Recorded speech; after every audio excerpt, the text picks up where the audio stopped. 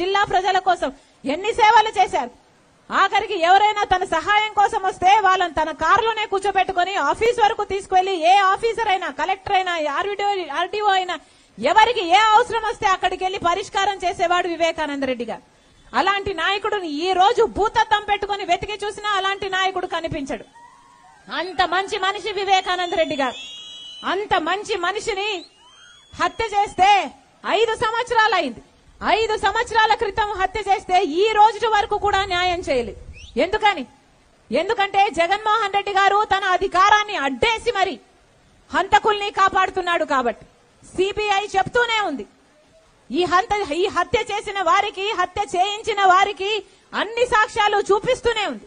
అవినాష్ రెడ్డి దోషి అని, నిందితుడు అని సిబిఐ ఎంత స్పష్టంగా చెప్తున్నా కూడా జగన్మోహన్ రెడ్డి గారు తన అధికారాన్ని అడ్డేసి మరి అవినాష్ రెడ్డి గారిని ఈ రోజు వరకు కాపాడుతూనే ఉన్నారు. 5 సంవత్సరాలైనా కూడా ఒక్క చెయ్యి కూడా పడలేదు అవినాష్ రెడ్డి గారి మీద, ఒక్క రోజు కూడా జైల్లో గడపలేదు. అంటే ఇక హత్య చేసిన వాళ్ళు యథేచ్ఛగా తిరగక ఈ రోజు తలెత్తుకుని తిరుగుతున్నాడు అవినాష్ రెడ్డి గారు.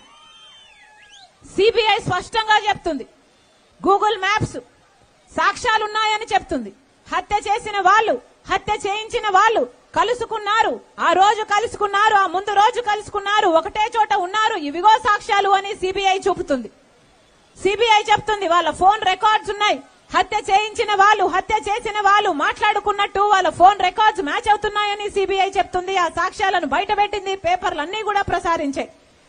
సిబిఐ చెప్తూనే ఉంది, హత్య చేసిన వాళ్ళు, హత్య చేయించిన వాళ్లకు లావాదేవీలు జరిగాయి, అడ్వాన్సులు ఇచ్చుకున్నారు, డబ్బు మార్పిడి కూడా జరిగింది అని. ఇన్ని సాక్ష్యాలు చూపుతున్నా కూడా అవినాష్ రెడ్డి దోషి అని సిబిఐ సాక్షాత్తు అక్యూజ్డ్ గా, నిందితుడిగా ఆ కేసులో చేర్చినా కూడా 5 సంవత్సరాలుగా జగన్మోహన్ రెడ్డి గారు సొంత చిన్నాన్నను చంపిన వ్యక్తిని వెనకేసుకొచ్చాడు, తన అధికారాన్ని అడ్డేసి కాపాడుకున్నాడు. 5 సంవత్సరాలు ఒక హంతకుడిని కాపాడడం, 5 సంవత్సరాలు ఒక హంతకుడిని కాపాడడం ఒక ఎత్తు అయితే, ఇప్పుడు మళ్ళీ అదే హంతకుడికి మళ్ళీ ఎంపీ టికెట్ ఇవ్వడము ఇంకొక ఎత్తు. ఇది అన్యాయం కాదా? ఇది అధర్మం కాదా? ఇది ఘోరం కాదా అని అడుగుతున్నాం. అంటే హత్య చేసిన వాళ్ళు అధికారంలో ఉన్నారు, ఆ అధికారాన్ని కాపాడుకోవడం కోసము, వాళ్ళు హత్య చేయడం కోసము, వాళ్ళు కాపాడు కోసం వాడుకుంటే మళ్ళీ అదే హత్య చేసిన వాళ్లకు మళ్ళీ టికెట్ ఇస్తే మళ్ళీ వాళ్ళు గెలవాలట, మళ్ళీ అధికారం ఉండాలట, మళ్ళీ వాళ్ళని వాళ్ళు కాపాడుకోవాలట, మళ్ళీ వాళ్లే చట్టసభలకు పోవాలట. ఇది న్యాయమేనా? ఇది ధర్మమేనా అని అడుగుతున్నాం. రాజశేఖర్ రెడ్డి గారి తమ్ముడు, సొంత చిన్నాన్న జగన్మోహన్ రెడ్డి గారికి, ఆయనకే న్యాయం చేయలేకపోతే ఇక జగన్మోహన్ రెడ్డి గారు ఎవరికి న్యాయం చేస్తాడు?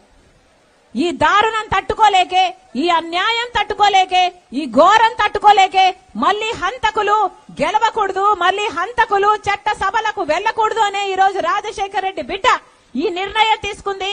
అవినాష్ రెడ్డికి పోటీగా రాజశేఖర్ రెడ్డి బిడ్డ ఎంపీగా నిలబడింది. మీరే నిర్ణేతలు, ఎవరిని గెలిపించుకుంటారో, ఎవరిని ఓడిస్తారో మీరే నిర్ణేతలు. ఒక పక్క రాజశేఖర్ రెడ్డి బిడ్డ ఉంది, ఇంకో పక్క రాజశేఖర్ రెడ్డి గారిని తమ్ముణ్ణి హత్య చేశాడు అని సిబిఐ చెప్పిన నిందితుడు అవినాష్ రెడ్డి ఉన్నాడు. ఎవరిని గెలిపిస్తారో, ఎవరిని ఓడిస్తారో మీరే నిర్ణేతలు. ఒక పక్క న్యాయం ఉంది, ఇంకో పక్క అధికారం ఉంది, ఒక పక్క ధర్మం ఉంది, ఇంకో పక్క డబ్బు ఉంది. మీరే నిర్ణేతలు. వివేకానంద రెడ్డి గారి ఆత్మకు శాంతి కలిగించాలి అంటే అది మీ చేతుల్లోనే ఉంది. మరొకసారి చెప్తున్నాం, నేను రాజశేఖర్ రెడ్డి బిడ్డను. పులి కడుపున పులే పుడుతుంది. ఈ హత్య రాజకీయాలు ఆగాలి. ఈ హత్య రాజకీయాలను ప్రోత్సహించే వాళ్ళు ఇవి ఆపాలి, వాళ్లకు బుద్ధి రావాలి అనే ఈ రోజు జగన్మోహన్ రెడ్డి గారి మీద ఈ యుద్ధం ప్రకటించింది కాంగ్రెస్ పార్టీ. మీరు ఆశీర్వదించండి. రాజశేఖర్ రెడ్డి గారి బిడ్డగా చెప్తున్నా, మీరు ఆశీర్వదించండి. రాజశేఖర్ రెడ్డి బిడ్డ మీ బిడ్డ అవుతుంది, మీ బలం అవుతుంది.